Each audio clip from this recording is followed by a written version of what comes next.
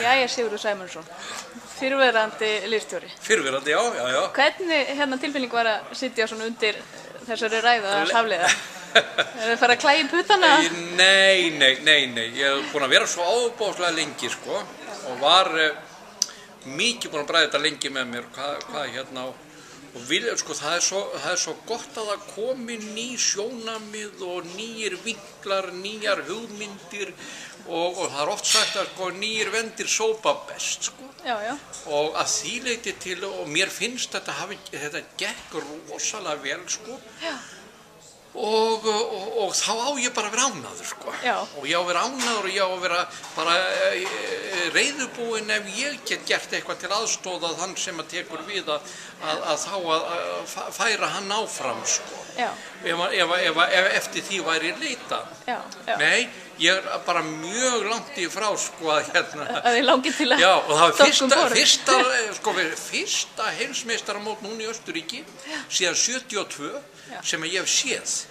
Já. Annars hef ég alltaf verið bakvið einhverstara, þú veist, sko, það er bara einn hestur að fara inn, annar að gerast tilbúin og svona, þú sérð aldrei heimsmeistaramót. Núna bara ásett ég mér, ég ætla að fylgjast með öllu saman. Já. Allir hestar, meta og vega og meta og kynbótafrósin og allt saman. Já. Og það var æðislegt, sko. Bara algjörlega æðislegt. Já. Þannig að þú ert búin að panta þér sæti á besta staði í Berlín. Já. Ég er að fara kannski út til Berlín bara til að skoða hvaða sæti ég á að velja. Já, og merkir að mála það. Bara næstu viku, sko. Já, það er það er svona, að sjá svona aðeins aðstæður því að fólk frá okkur, vinnur okkar frá Svíþjóð núna í sumar og því miður þá var ekkert rosalega fallega lýsingin af staðnum, sko. Nei.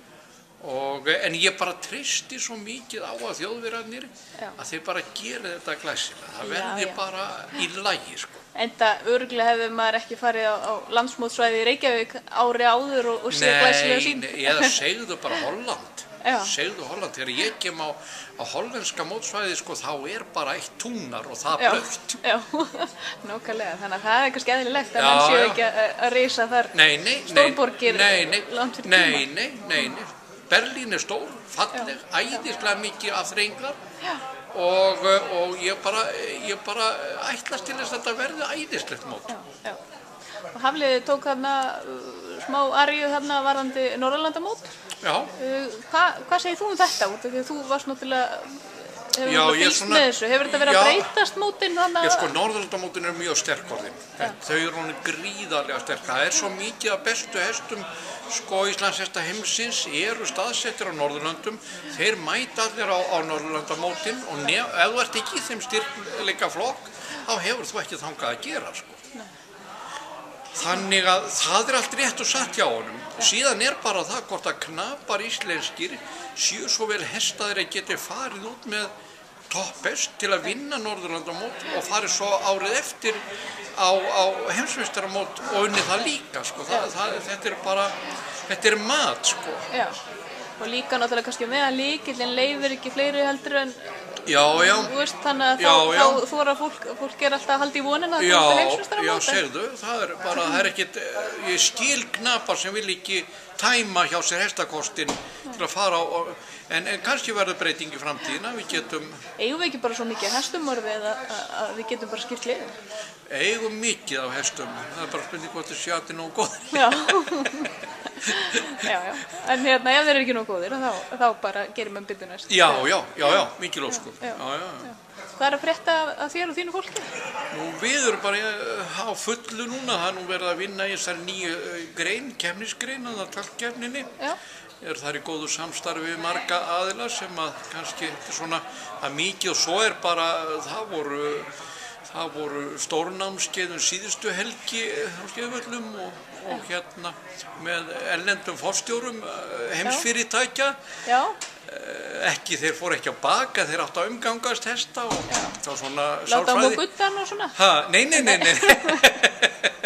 Ekki svoleiðis, en það var svona fyrirtækja hugmyndir aðeins, sko, en þeir áttu að nota hestin til að sjá hvernig þeir eiga að bregðast við börnum vinnumönnum. Já, ok. Nei, það var mjög, ég var að vísu erlendis á þessum 5 fundi þá, en það er alltaf eitthvað, sko. Já. Þannig að nóg að snúast. Já. Og sáttur við þróunin innan 5 og... Já, sko, auðvitað getur maður alltaf sagt, sko, að það sé hitt og þetta sem að maður sé ekki samþykkur en maður verður samt að gera sig grein fyrir því að hérna sjónarmiðin eru mörg og það er ekki hægt, sko, að haga sér eins og krakki og segja bara ég er hættur, ég er farin heim, sko, ef ekki allir fara eftir því sem ég segi, sko.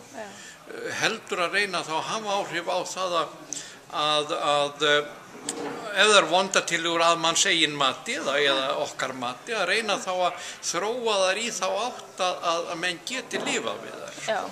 Það er nú eiginlega svona, en það er engin lausn að sko verða, sko, það er eiginlega, það er engin lausn að verða reiður og fara bara, svo skella hurðum og svona. Nei.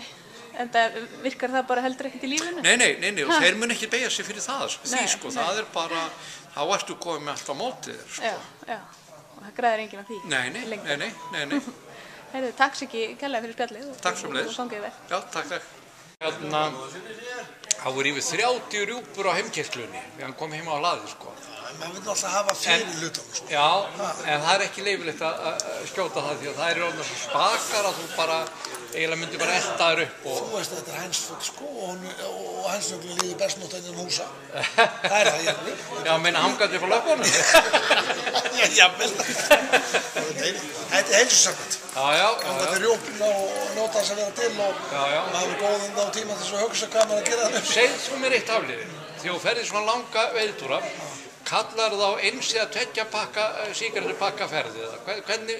Nei, ég má ekki segja þetta. Þetta er nú sleipandi tóbakífi með að ég labba. Já. Kannski fæ ég mig smók þegar ekki niður. Ok. Því er þetta það má ekki blanda ykkur óreglum við þessu. Nei, það er rétt.